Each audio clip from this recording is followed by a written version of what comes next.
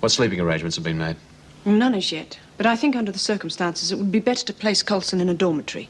Safety in numbers. Well, she doesn't have to rely on the other prisoners for protection, Mrs. Jackson. Surely the staff can manage that. With due respect, Mr. Fletcher, the staff can't be everywhere at once. They can if they're deployed intelligently. Now, Coulson, if you have any problem with any of the other prisoners, you must inform an officer immediately. Now, I can't stress how important this is. Do you understand? Yes. What beds are available? Well, there are no single cells available. I think she'd settle in best with Birdsworth and Anderson. No, not with Doreen Anderson. You know her tendencies. I'm surprised you even suggested it. I've never seen Doreen Anderson as a threat. Not with Anderson, not under any circumstances. There's a spare bed in B. Smith's cell. Well, she won't learn any good from Smith. But she might be the best of a bad lot. Take her away, Mrs. Jackson.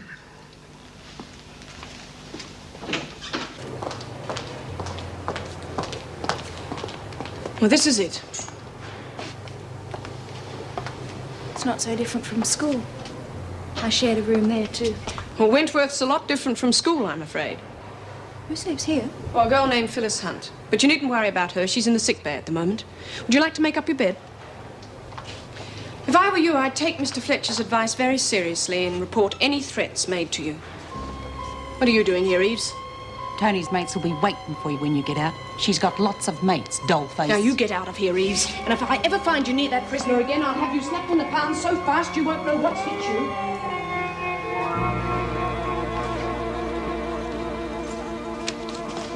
Is that all you're taking? Well, I won't be away for that long. Mum should be out of hospital soon. I don't know. Pleurisy has a way of hanging on, especially if the patient is old and frail. Well, do you think I should take all my things?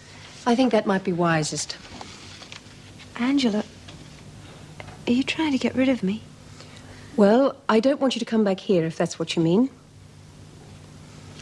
I want you to take over the running of the halfway house. You're really going to let me try? Well, it should be ready by the time Mum Brooks gets out of hospital. You think I can do it? You'll make a go of it. Oh, Angela, thank you. Oh. Look at the time. You better go. We will see each other again? Well, of course. You know, I'm up to here in the project. Oh, no. You see, Angela, I don't want to lose you. What I mean is... Hey. You're the last person in the world I thought would turn their back on me. Listen, Rabbit. I know what's going on in that little head of yours. But this is no time to make decisions like this. If I hadn't told you I was gay, you'd have just accepted my friendship as friendship. And that's all it is. Believe me, Karen.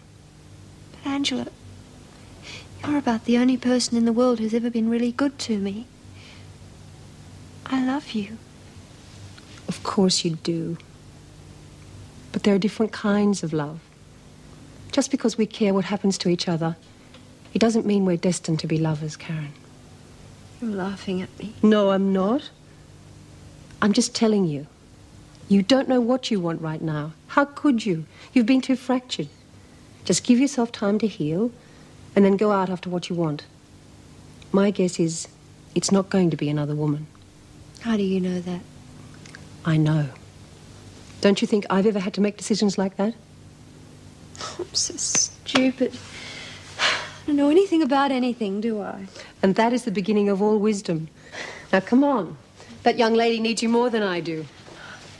I'll come back and get the rest of my things later. I still think you're the greatest. Oh, yes. Me and Muhammad Ali. I mean it. I tell you what. You come back to me in 2 years' time, and I'll give you some serious thought. Don't make any promises you can't keep. Oh.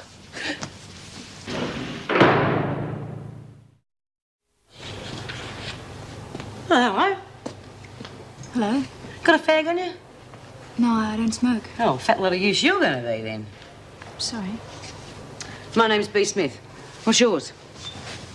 Rosalind Coulson. Yeah, I thought it might be. I hear you're pretty quick on the trigger. Is she dead? Oh, we don't know. Not in here. We've got no radio, no television and no newspapers. All thanks to Mr. Fletcher, our acting governor. Have you met him yet? Bit of a bastard, isn't he? What's the matter? Don't you swear. Good. Where do you come from? St. Teresa's. It's a convent school. Wow, are you a long way from home? Were you a friend of Tony McNally's? Tony? No. Still, she wasn't here long enough for me to really find out, though. What do you mean? Well, I had a score to settle with her, but you deprived me of the pleasure. Yeah. Still, I reckon it took guts to shoot McNally, I'll give you that much. Well, kid, welcome to Wentworth. You might as well come and meet the others. Doreen and Lizzie are just down the corridor. Doreen Anderson? Yeah. The governor told me she was dangerous. She's about as lethal as a rubber duck. But the governor said... The governor? Who do you mean? Fletch. Listen, love, you don't take any notice of the screws, least of all him. The only way Doreen could hurt you would be by boring you to death. Who are the screws? The screws are the demons, the narcs, the warders. God, don't you know anything? Hi, girls. Look what I brought you. The fastest gun in the convent. Rosalind, this is Doreen, and this old bag here is Lizzie. Gee, you're the one who shot Tony and McNally with a gun. No, she used a loaded finger. I wouldn't be game. What do you mean about the convent? That's where she was before she came here, learning how to be a lady. Oh, the nuns wouldn't let you shoot people. They didn't know. Oh, but they should have learnt you better than that. McNally shot my mother. The law didn't punish her. I had to do something. Oh, well, better out than in. She was better out than in, your rat bag. Notice how terrifyingly dangerous she is. Young Ros here was a bit toey about the dangerous criminals in here. Don't worry, love. We'll look after you. Doreen's going out soon. But Bea and yours truly, we're going to be around for a long time. Yeah, long enough. Wish I was. Doreen likes it in here. How long they keep you in here depends on what you're charged with. Was it murder or attempted murder? Oh, saved by the bell. Come on, love, that's tea. From now on, there's to be constant surveillance. No prisoners to be left unsupervised. All because of this Coulson girl, Mr. Fletcher? Well, from what I've heard, this McNally woman's got a pretty long arm. It could still reach inside Wentworth. Now, there's going to be no little accidents while I'm governor. We're doing the best we can to prevent them. We're too short-staffed to do any more. Yes, well, I realise that. That's why I've rearranged the rosters to allow for extra overtime. Now, there's to be maximum staffing at every change of shift. For how long? For as long as I think it's necessary. Are we to be relieved by temporary staff? There's none available, so that's out of the question. Now, if that's all, ladies, thank you for your attention.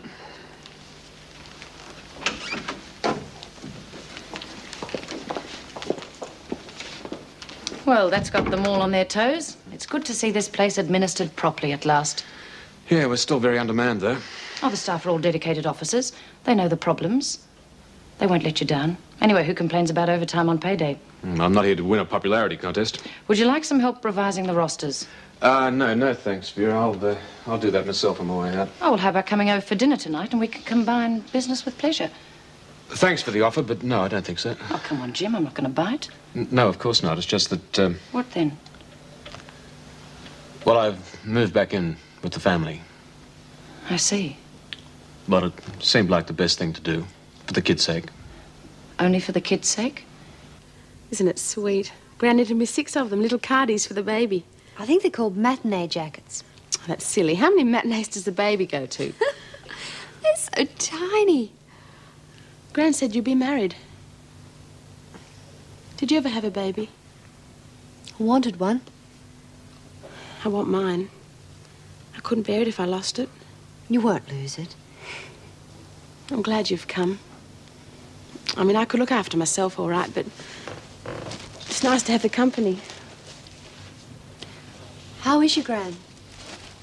Oh, Dad said she's been much better since you've been here. I mean, I don't know why they think I need to be babysitted. Was your room all right? Oh, yes, it's very comfortable, thank you. It was Gran's room, and she'd have to be the tidiest person on this earth. I think that's something you learn in prison. A place for everything, everything in its place. What were you in for? Oh, I'm sorry, I shouldn't have asked that. Oh, it couldn't have been that bad if Gran was so pleased you were coming.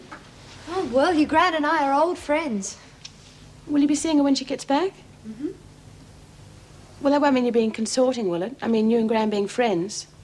No, I'll speak to my parole officer. Shouldn't be any problem. Was that Jean Vernon? Mm-hmm. Oh, she was Gran's too. Oh, that's good. I couldn't bear it if Gran had to go back to prison.